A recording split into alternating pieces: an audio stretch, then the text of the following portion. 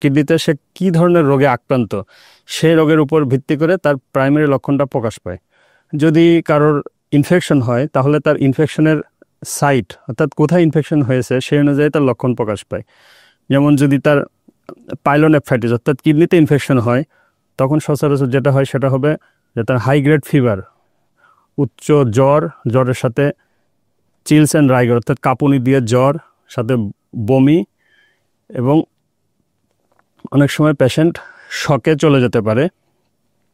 তারপরে যদি প্রস্রাবের থলির ইনফেকশন অর্থাৎ সিস্টাইটিসের ফলে অনেক সময় তলপেটে ব্যথা, হালকা হালকা মৃদু জ্বর, প্রস্রাবের জ্বালাপোড়া, ঘন ঘন প্রস্রাব হওয়া, অর্থাৎ যদি ইউরেথ্রা বা মূত্রনালীর ইনফেকশনের কারণে এই প্রস্রাবের রাস্তা দিয়ে পুজ যাওয়া, প্রস্রাবের জ্বালাপোড়া, এগুলো হতে পারে। কিডনিতে যদি এখন পাথর হয়, জেনিটোরিনারি সিস্টেমে পাথর হলে পাথর কোথায় হয়েছে তার উপর ভিত্তি করে তার সিমটমগুলো প্রকাশ পায়। যদি কিডনিতে পাথর হয় তাহলে আমাদের যে ফ্লাঙ্ক অর্থাৎ আমাদের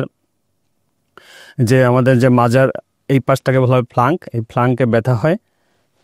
কিডনিতে পাথরের ব্যথাটা তীব্র হয় না, সবসময় মাইল্ড একটা ডাল অ্যাকিং পেইন হয়, এবং নর্মালি ব্যথাটা কোনো রেডিয়েশন থাকে না, যেখানে কিডনির পাশে ব্যথাটা ওখানেই থাকে।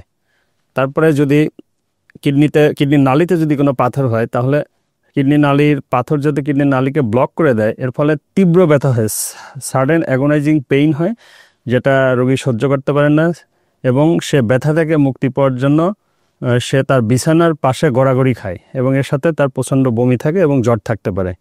এর পাশাপাশি প্রস্রাবের সাথে রক্ত যেতে পারে পাথরের কারণে।